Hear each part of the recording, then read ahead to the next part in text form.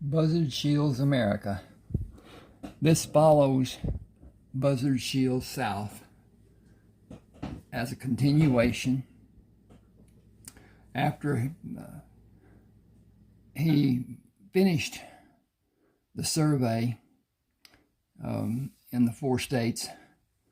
He stayed for a while with the Indian tribe and did exploration, found some gold, was told not to tell anybody because with the number of people in the tribe, whatever he found would have to be divided by the people. And with that number of people, even $1,000 would be mere pennies divided between all of them. So he did exactly what he was told, and then went to Alaska and met with his family there, his sister, her son, who is his uncle, even though Buzzard is younger than his nephew. And they get in his airplane that he uses to run a mail route. He is located where he had flown different places that he was able to mine pan gold out of rivers in 5 different locations, and locations even on those 5 rivers. So there were quite a few, and he said the gold was abundant. When he was able to get the mud, the silt, whatever, off the gold, it was just a panful after panful after panful. And they went to do that and found more than just a little bit. As they were flying, Buzzard saw a bear with a bear cub going around it. Anyway, the sow bear had died after having the baby, and he got the cub in a towel, wrapped it up. They went to town and got Similac to feed the baby bear. He named her Ruby, and she is a character in both Buzzard Shields America and Buzzard Shields North. He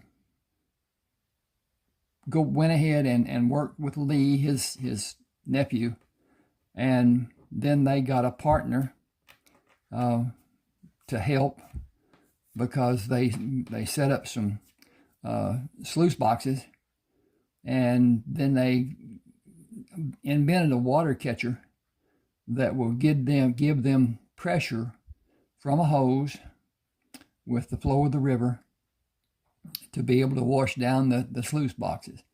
Then the loose, smaller grains of gold and whatever would go into a bucket, and being heavier, they would settle to the bottom, and they would pour the water off from time to time and get those spines, keep them in a bag, and use them to buy what they needed to buy, and boxed the nuggets and the bigger nuggets. And Lee took them to his house until he had the house just about full. All he could do was go to the bathroom and bedroom and kitchen. All the other rooms were filled with boxes filled with gold. Each of them weighed about 80 pounds. And at $20.67 per ounce, that's a lot of gold. But at any rate, that's he stays there for a time. Then he goes back to the Indian reservation and builds an apparatus to bring water down out of the mountains onto what is a desert, and was able to have pastures, have crops that would feed the Indian tribe. There were two reservations that bordered each other, and they were enemies in the early days. Still didn't get along much. But everything that was done for one had to be done for the other. And if one, say, they got into the business of repairing cars and trucks and having them taken to California from Arizona to be sold, whichever one tribe had to, if one tribe bought a car, they had to buy it with the other tribe. They had to reciprocate, and they wound up being somewhat friendly. Never really friendly. That just wasn't their style. These books are on Amazon. They're on Amazon, but they're not going to be long. They're on Smashwords. Go there, sign up to be a member. They'll ask for your name, email address. And as I've said before in some of my videos, the nice thing about Smashwords is when you buy a book, it will go to your email automatically, and it will go to your library on your Smashwords page. And it'll be there forever. You can go there if you were to lose or whatever. Say your computer crashes and you only have it on your computer. Get your new computer or whatever and go to your library and download that book again. It can't be lost to you. And it's one of the nice features about Smashwords. What's not really good about them, and they've never advertised. Mark Coker owns Smashwords. He has partnered with digital whatever, blah blah blah 2 digital. So don't know exactly what that's going to be. And at any rate, do that. And subscribe to my channel, like, comment if you want to. Let me know what you want to read, and I'll see if I have it, direct you to it, or find somebody, one of the authors that I'm acquainted with, that may have what you want. And we'll do what we do to help each other. Okay. Now, the things that were done, I'm going to explain a little bit. Gold did not come from this earth.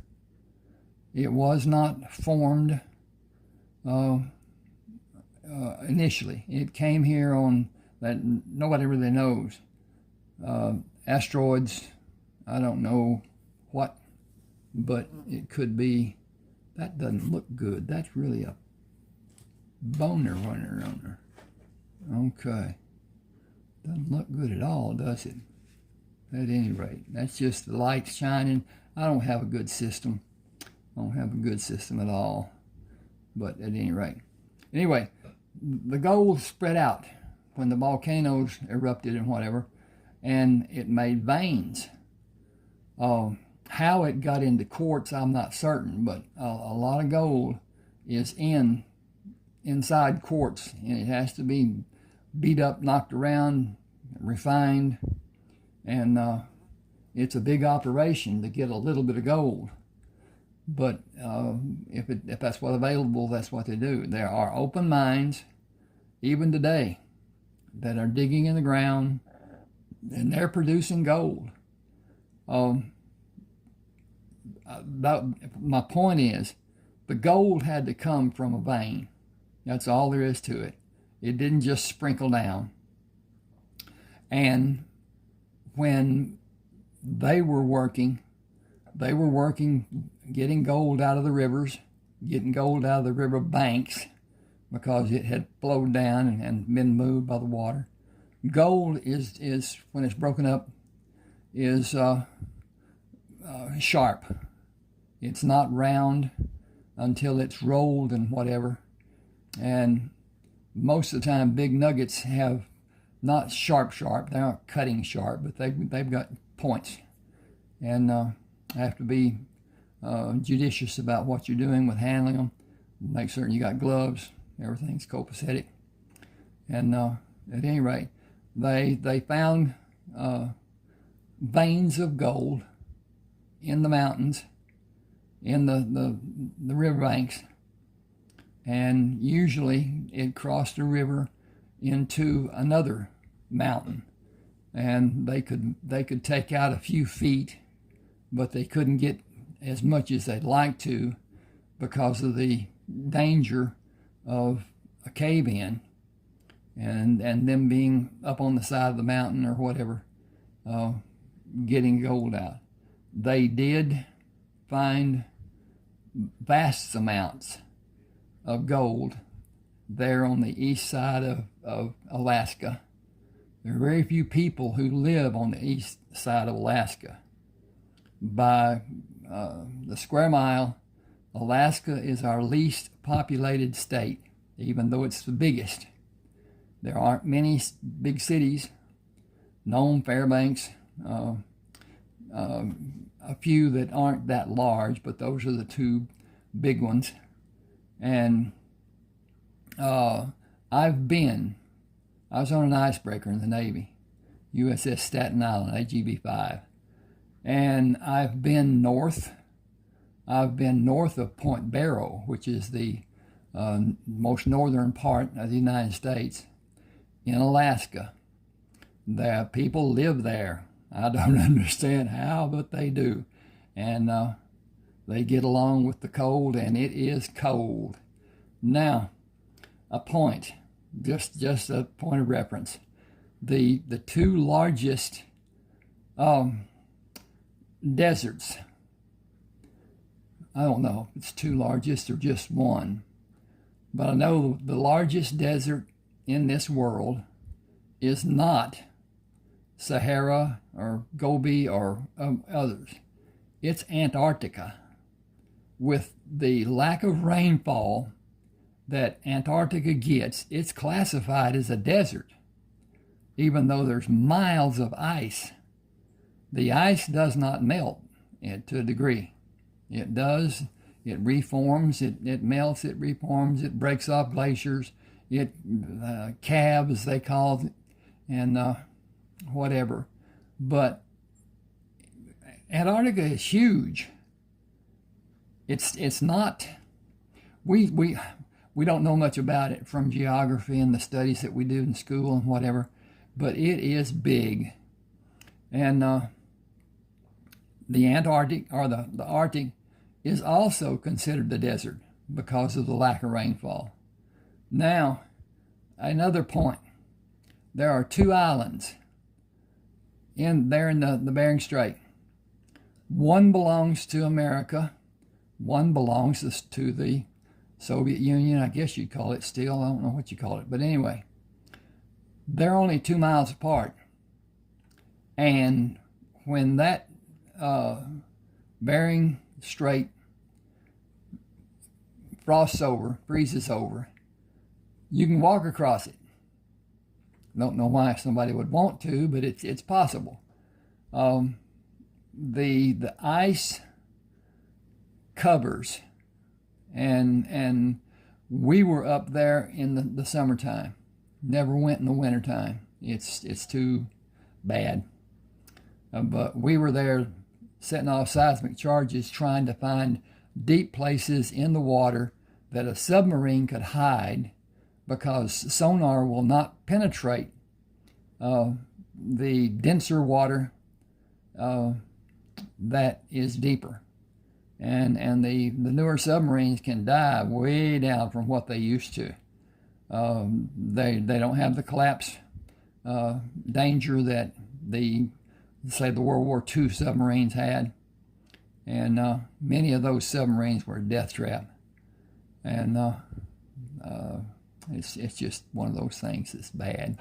But at any rate, there's a world of trivia in this being that we are, and I like some of it. It's astounding to me to think that America and Russia are 2 miles apart. People live on those islands, and it's just a wonder. But at any rate, the least populated island is out in the Pacific. It starts with an A, Amaradine or something like that. Had a volcano, and it's a British possession. The volcano went off. They were checking it seismographically, and they knew that it was going to blow. So they moved I think it's about 580 people is all that lives there, and it's just one city. They moved them to Britain, and after the cooling off period and whatever, most of those people went back to that island and chose that over rainy England. England gets a lot of rain. But at any rate, when I was in the Navy, we had a saying that if you looked toward Mount Rainier and you could see it, it was going to rain. If you couldn't see it, it was already raining. It rained almost every day while I was there that I can remember. Some of it wasn't more than just cloudburst or a few seconds or even a couple of minutes or whatever. Very, very seldom is it a downpour like we sometimes get in Texas. But it's whatever. Lee finds a love interest, and they go to Spain, fly to Spain, and when they come back, buy an airplane. It's a DC. I don't remember what it was now at that point. DC-3. Anyway, yeah. Then they flew around with it and got into more planes with the group that they had with them. There were 5 of them at that time.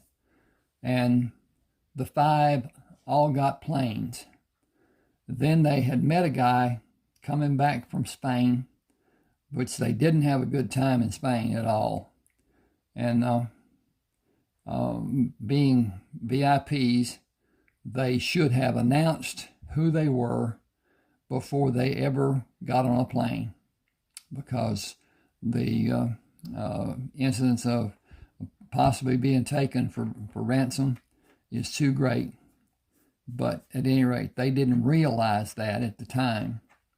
But the authorities let them know that that's what they had to do. So anyway, they bought actually 5 planes, and Buzzard had talked to President Roosevelt about the strategies that should be used to protect the capital. Our capital is in the worst place in the world that it could possibly be.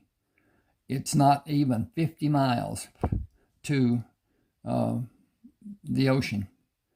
There's a bay that comes up that a ship could come into and bombard Washington, D.C.